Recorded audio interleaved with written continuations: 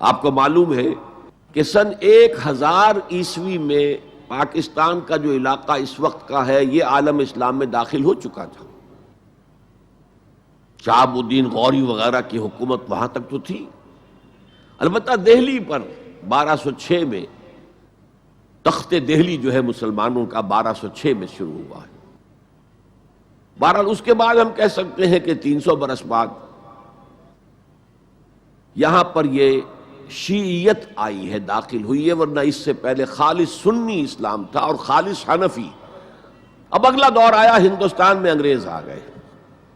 یہاں موجود بہت سے غیر مسلموں کو شاید میری باتیں اب کچھ ناگوار گزریں، لیکن کچھ حقائق ہیں جو تلخ ہیں لیکن حقائق ہیں، انہیں سمجھنا چاہیے۔ انگریزوں نے یہاں آ کر حکومت چھینی سی مسلمانوں سے بیشتر، ویسے تو یہ کہ ہندو راجے مہاراجا بھی تھے، لیکن بیشتر علاقوں میں تو مسلمان حاکم تھے،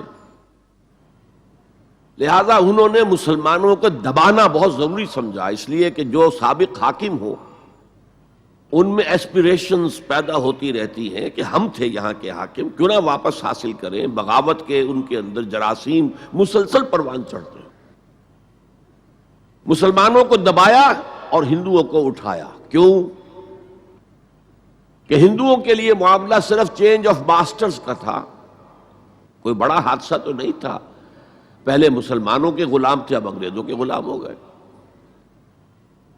اور اس اعتبار سے انگریز نے بھی انہیں قریب کیا اور ہندوؤں نے بھی مغربی علوم اور مغربی سائنسز کو پڑھنے میں بڑی سبقت کی۔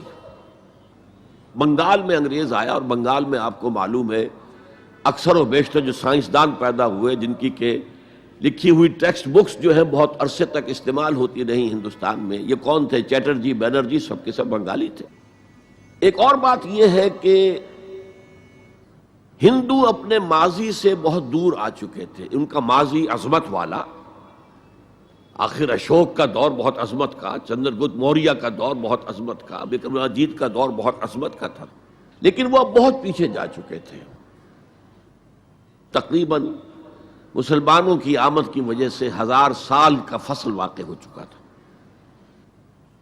لہذا تہذیب و تمدن کے لیے بھی، جیسے کہ انہوں نے مسلمانوں کے زمانے میں فارسی پڑھی،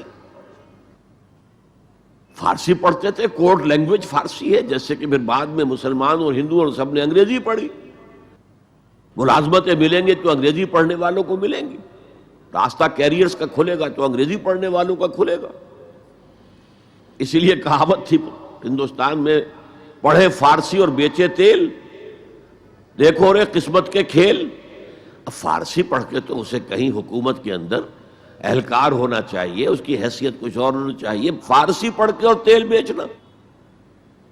جبکہ مسلمانوں کا معاملہ یہ تھا کہ ان کی تو ابھی تہذیب اور تمدن، ان کی روایات ابھی تازہ تھی،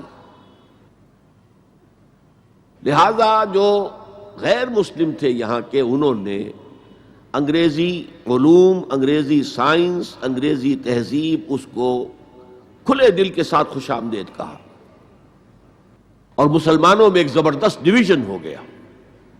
بلکہ ابتدائی ری ایکشن تو بہت سخت تھا، یک طرفہ تھا، ہم نہ انگریزی پڑھیں گے، ہم نہ انگریزی علوم سیکھیں گے، نہ سائنس پڑھیں گے، ہم تو اپنے کونوں کھدروں میں، اگرچہ جو سیلاب آ گیا ہے اس کو روکنے کی طاقت تو ہم میں نہیں ہے، لیکن ہم کونوں میں جا کر بیٹھ جائیں گے، قال اللہ و قال الرسول۔ اور انگریزی تہذیب سے اس قدر دوری کہ اگر کوئی میز کرسی پر بیٹھ کر کھانا کھا لے تو کرسٹان ہو گیا۔ یہ تو کسی نے چمچہ استعمال کر لیا کھانے میں، کانٹا تو بہت دور کی بات ہے، چمچہ بھی استعمال کر لیا تو کرسٹان ہو گیا۔ تو اس درجے ری ایکشن تھا علماء کے زیر اثر حلقوں میں، گویا کہ وہ جو گاندھی جی کا فلسفہ تھا نان کوآپریشن، تو مسلمانوں نے انگریزوں کے ساتھ شدید قسم کا naan cooperation from the very beginning شروع کیا۔ اس پر سر سید احمد خان نے ان دونوں چیزوں کی مخالفت کی۔ ایک تو انہوں نے انگریزوں کو بتایا کہ دیکھو یہ جو آزادی کی جنگ تھی یہ صرف مسلمانوں کی نہیں تھی، 1857 کی، یہ تو مشترک تھی،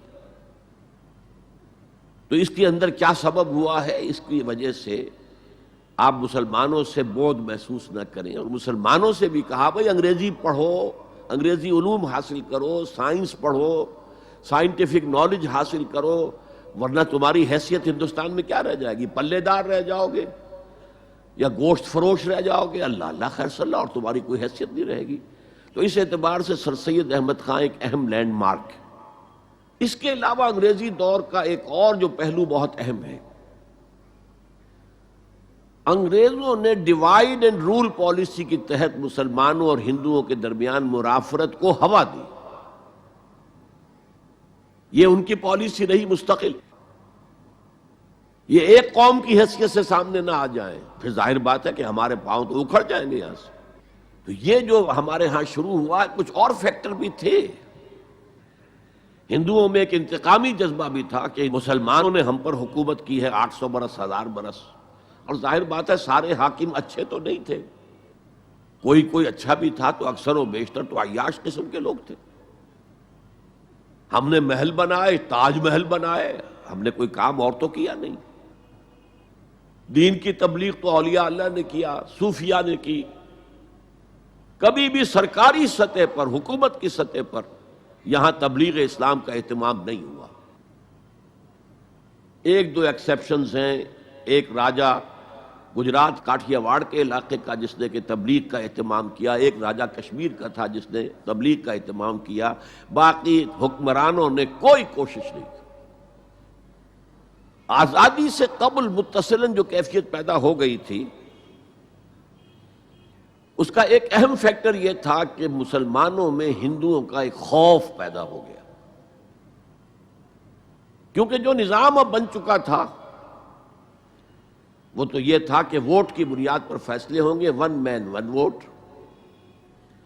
اس کے اعتبار سے مسلمان اقلیت میں اور غیر مسلم ہندو یہاں اکثریت میں، تو گویا کہ ہمیشہ کے لیے اگر ایک ملک کی حیثیت سے یہ ملک جو ہے تقسیم آزادی حاصل کرتا ہے تو مسلمان غلام ہو جائیں گے، ان کی تہذیب بھی ختم کر دی جائے گی۔ شدھی کی تحریک شروع ہو چکی تھی، ان کا مذہب بھی تبدیل کرنے کی کوشش کی جائے گی۔ میوات کے علاقے میں بڑی زبردست تحریک اٹھائی گئی تھی شدھی کی، جس کا توڑ کرنے کے لیے مولانا محمد الیاس رحمۃ اللہ علیہ سامنے آئے اور تبلیغی جماعت کا انہوں نے سلسلہ شروع کیا۔ یہ اصل میں میوات کے اندر جو شدھی کی تحریک تھی اس کا جواب تھا، اس سے حفاظت مسلمانوں کی۔ تو اندیشہ یہ تھا کہ ہندو ایکسپلائٹ کرے گا، ہماری تہذیب کو ختم کرے گا، ہماری زبان کو ختم کرے گا، معاشی طور پر ہمیں ایکسپلائٹ کرے گا، مفلوج کرے گا، اور اپنی سی کوشش کرے گا کہ ہمارا مذہب بھی تبدیل کرا دے۔ خليل بالقرآن هو إمامنا على هداية الله آمتنا، كلام ربنا هدايتنا، عطاء جبريل على رسولنا.